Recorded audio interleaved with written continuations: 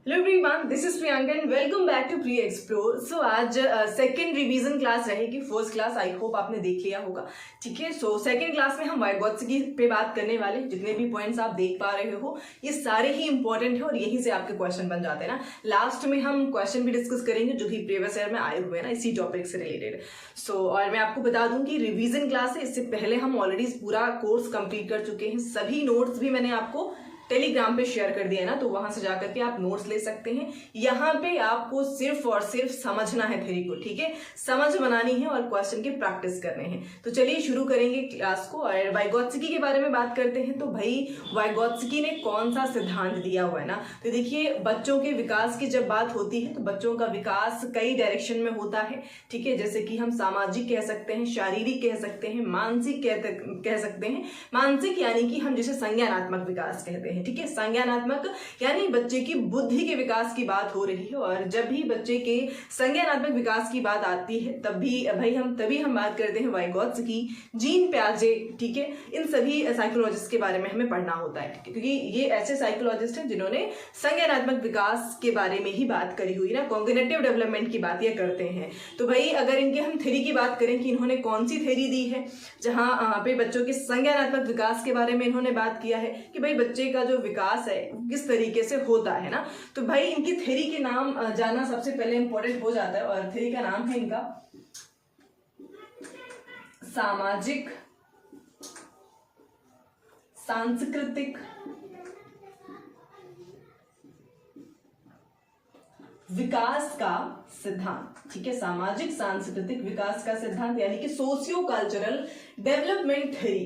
भाई इनके जैसा नाम है ना, बिल्कुल क्लियर कर देता है इनकी थ्योरी को ना, बिल्कुल क्रिस्टल क्लियर नाम। इन्होंने बोला सामाजिक सांस्कृतिक, यानी कि इनका मानना था कि बच्चे का जो कॉग्निटिव डेवलपमेंट है, संज्ञानात्मक विकास है, वो उसके समाज और उसके कल्चर पे डिपेंड करता है, यानी कि उसके सोशल और कल्चर जो भी वैल्यूज हैं उन सभी पे डिपेंड करता है ना। और बच्चा जो होता है वो प्रॉपर एक सक्रिय प्राणी है, वो समाज के साथ अंतः क्रिया करके, इंटरेक्शन करके ही चीजों को सीखता है, ठीक है। और उसको आप लिमिटेड नहीं करके रख सकते हो, उसे प्रॉपर एक्सपोजर की जरूरत है, यानी कि उसके समाज के साथ भाई छोड़ दीजिए, वो जीना सीखेगा, है ना। लैंग्वेज है, उसकी भाषा का विकास अगर हम देखते हैं तो वो भी उसके समाज पे, उसके आसपास की ही एनवायरनमेंट पे डिपेंड करता है, ठीक है। तो चलिए समझते हैं कुछ टर्म्स जो कि आपके एग्जाम में एज इट इज ऐसे ही पूछ लिए जाते हैं, जैसे कि SCL मैंने लिखा हुआ है ना, और ये शॉर्ट ट्रिक्स हैं, इनसे आपको चीजें बेहतर तरीके से याद रहेंगी एग्जाम में। तो जैसे कि इनका थ्योरी का नाम है सामाजिक सांस्कृतिक विकास का सिद्धांत, तो वैसे ही इनका मानना था कि बच्चे का जो विकास है वो उसके सोशल यानी कि समाज पे डिपेंड करता है ना, उसका समाज क्या है, वो कहाँ रहता है। कल्चर, ठीक है, बच्चे का भाई कल्चर क्या है ना, संस्कृति क्या है बच्चे की, किस कल्चर में डेवलप हो रहा है, और बच्चे की लैंग्वेज क्या है, भाषा, ठीक है। तो भाई ये 3 फैक्टर जहां भी आपको नजर आ जाएं, इन्हें एज अ टूल इस्तेमाल किया है किसने, तो वाइगोत्स्की ने एज अ टूल इस्तेमाल किया है। और बच्चे के विकास में इन तीनों का ही बहुत ज्यादा रोल है, इंपॉर्टेंट ऐसा कह सकते हैं आप, ठीक है। और नेक्स्ट 3 स्टेप्स आते हैं जिसे हम ZPD कहते हैं, इसके फोल्डिंग कह सकते हैं आप, और MKO, ठीक है। अब ये ZPD का फुल फॉर्म क्या होता है पहले हम ये समझते हैं। भाई ZPD का मतलब होता है जोन ऑफ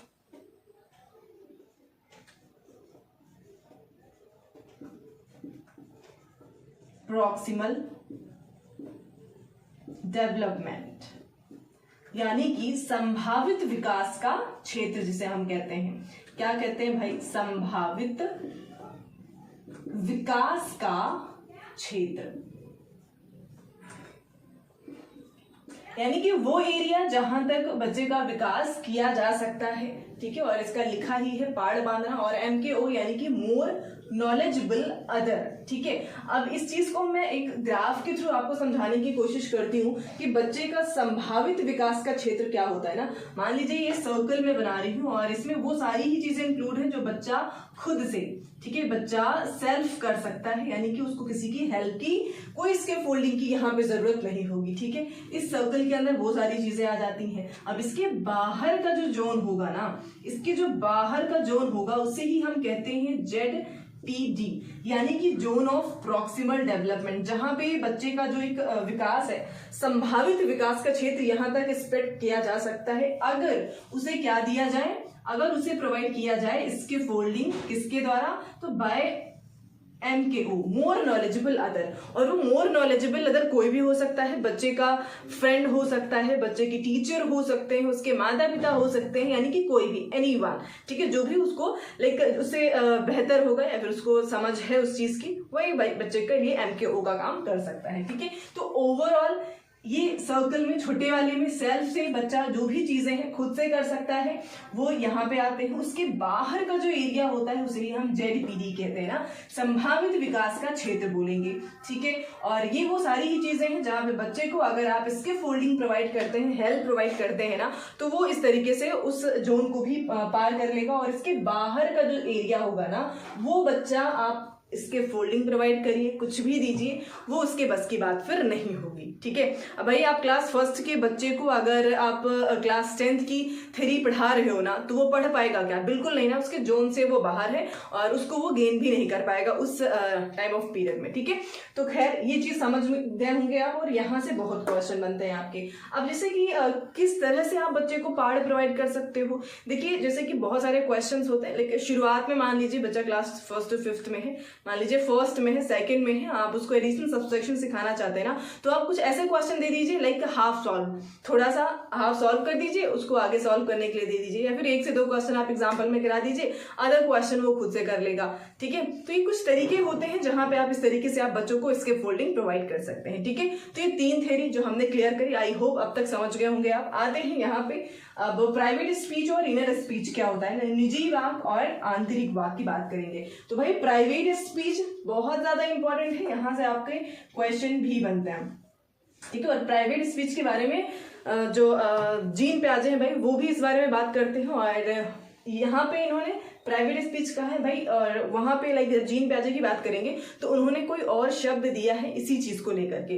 तो वो उनकी थ्योरी में जान लेंगे हम। खैर प्राइवेट स्पीच क्या होती है, यानी कि जब बच्चे मान लीजिए कोई काम कर रहे होते हैं खुद से, तो वो अपने आप से ही धीरे धीरे बोल करके अपने आप को एक डायरेक्शन दे रहे होते हैं खुद से ही बात करके ना, तो इसी चीज को कह दिया जाता है प्राइवेट स्पीच, ठीक है। और इनर स्पीच क्या होती है, आंतरिक वाक की बात करेंगे तो भाई जब बच्चे थोड़ा थोड़ा बड़े हो जाते हैं, ठीक है, एक तरीके से उनका एज बढ़ जाएगा, तो वो लाइक चीजों को मन के अंदर पढ़ना सीख जाते हैं, और चीजों को जब मन के अंदर पढ़ना सीख जाते हैं तो बस उसे ही हम आंतरिक वाक यानी कि इनर स्पीच कह देते हैं ना, मतलब फिर वो आवाज आपको सुनाई नहीं देगी, वो अपने मन के अंदर भी अभी पढ़ सकते हैं, ठीक है। क्वेश्चन यहाँ से बनता है प्राइवेट स्पीच से, ये इंपॉर्टेंट हो जाता है। तो ये थ्योरी हमने डिस्कस कर ली है, अब इस पे बेस कुछ क्वेश्चन। तो वाइगोत्स्की से रिलेटेड क्वेश्चन अभी हम प्रैक्टिस करने वाले हैं जो भी प्रीवियस ईयर में आए हुए हैं ना। सो पहला क्वेश्चन क्या है हमारा कि which of the following is a classroom implication rising from ले वाइगोत्स्कीज थ्योरी, यानी कि जो ले वाइगोत्स्की है ना, इनके सिद्धांत से उत्पन्न होने वाला एक कक्षा निहितार्थ क्या हो जाएगा। सो पहला ऑप्शन क्या है कि शिक्षकों को चाहिए कि वे बच्चों के समर्थन के लिए दी जाने वाली मदद के स्तर और मात्रा में बदलाव करें, या फिर शिक्षकों को उद्दीपन, और देखिए उद्दीपन और प्रतिक्रिया की तो बात इन्होंने कभी करी ही नहीं ना, उसके लिए तो बिहेवियरिस्ट है, लाइक उद्दीपन और प्रतिक्रिया के बारे में जो बात करते हैं, ये ऑप्शन डायरेक्ट गलत हो जाएगा। सकारात्मक और नकारात्मक दोनों नहीं, पुनर्बलन के बारे में भी नहीं बात करते हैं। स्मृति रणनीतियों को, स्मृति यानी कि मेमोरी को इंक्रीज करने की बात कर रहे हैं ना, इन्हेंस करने की, तो बिल्कुल इस बारे में कोई बातचीत इन्होंने नहीं करी। बस था एक ही ऑप्शन हमारे पास भाई, टाइम टू टाइम टीचर्स को क्या करना चाहिए, जो भी मदद करने का स्तर है ना और मात्रा, दोनों में ही हमें क्या करना चाहिए, टाइम के साथ चेंजेस करने चाहिए, बदलाव करने चाहिए, ठीक है। ऑप्शन फर्स्ट यहाँ पे आपका बेहतर हो जाएगा।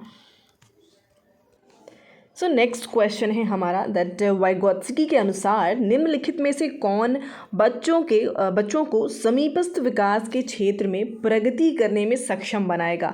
तो भाई कौन सा ऐसा ऑप्शन है जो कि बच्चों को उनके ZPD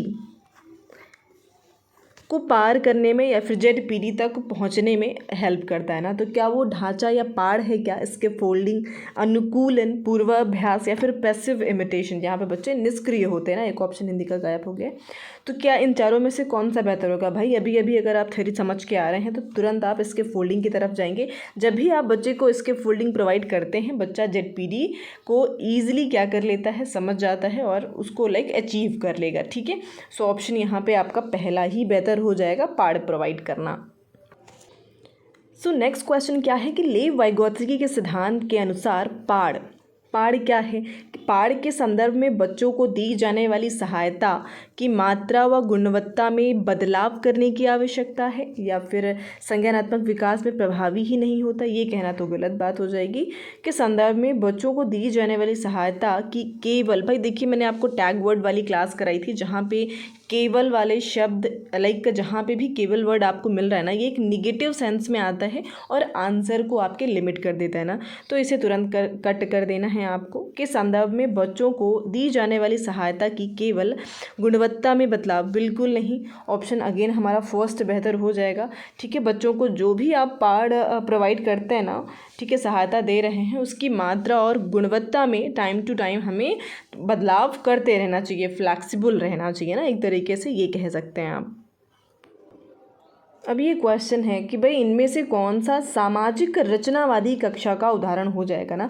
तो भाई सामाजिक रचनावादी कक्षा का एग्जाम्पल कौन सा है? जहाँ शिक्षक पाठ्यपुस्तकों में प्रश्नों के उत्तर निर्धारित कर देता है, यानी कि यहाँ पे बुक ओरिएंटेड स्टडी हो रही है ना। तो ये तो कभी सही नहीं हो सकता है जहाँ पे आप बुक को सेंटर में रख के चल रहे हो। एक कक्षा जहाँ जो पढ़ाया जाता है उसका निर्धारण इस बात से होता है कि क्या मूल्यांकन किया जाना है इस वजह से, या फिर एक कक्षा जहाँ शिक्षक शिक्षार्थियों को उचित पुरस्कार देकर के उनके व्यवहार को निर्धारित करेगा, या फिर एक ऐसी कक्षा जहां बच्चे सहयोगात्मक तरीके से सीखते हैं, यानी कि कोलैबोरेटिव लर्निंग कर रहे हैं ना। तो भाई ऑप्शन नंबर 4 तुरंत टिक कर देना है, बिल्कुल परफेक्ट ऑप्शन होगा सामाजिक रचनावादी कक्षा कक्ष के लिए। ठीक है, जहाँ पे बच्चे कोलैबोरेटिव मैनर में सीखेंगे, एक दूसरे के साथ अंतःक्रिया करके सीखते हैं ना, वही आपको लाइक रचनावादी जो होते हैं ना, इसी सब चीज़ों को प्रमोट करते हैं ना। बच्चे का सामाजिकरण यहाँ पे हो रहा होता है, बच्चे में कई तरीके की क्वालिटीज़ हैं जो डेवलप होती है ना। ये तीनों ऑप्शन काफ़ी ज़्यादा नेगेटिव थे। और एक और लास्ट क्वेश्चन रहेगा कि लेव वाइगोत्स्की के अनुसार निम्नलिखित में से कौन सी शिक्षा शास्त्रीय प्रणाली संज्ञानात्मक विकास को बढ़ावा लेने के लिए सही नहीं है, लाइक बढ़ावा देने के लिए सही नहीं है ना। कौन सा नहीं है, आपको आंसर ये करना है। सो पहला ऑप्शन है आपके पास गाइडेड एक्सचेंजेस, यानी कि निर्देशित आदान प्रदान, या फिर कम्प्रिहेंसिव डिस्कशन, व्यापक चर्चाएँ, ये भी अच्छी बात होती है। कोलैबोरेटिव लर्निंग, जहाँ पे बच्चे एक दूसरे के साथ सहयोगात्मक अधिगम करते हैं, दिस इज ऑल्सो गुड।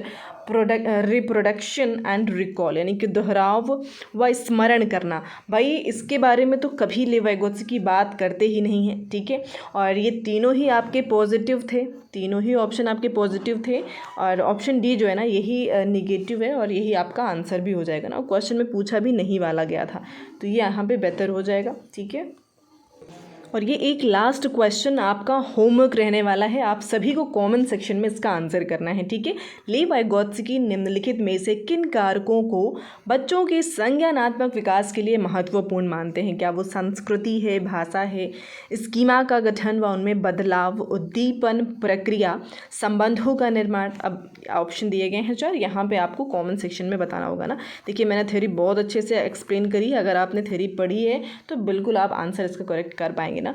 सो आज के लिए इतना ही। क्लास अगर आपको थोड़ी सी भी हेल्पफुल लगती है तो चैनल को सब्सक्राइब ज़रूर करेंगे और वीडियो को लाइक करना बिल्कुल नहीं भूलेंगे ना। Thank you so much.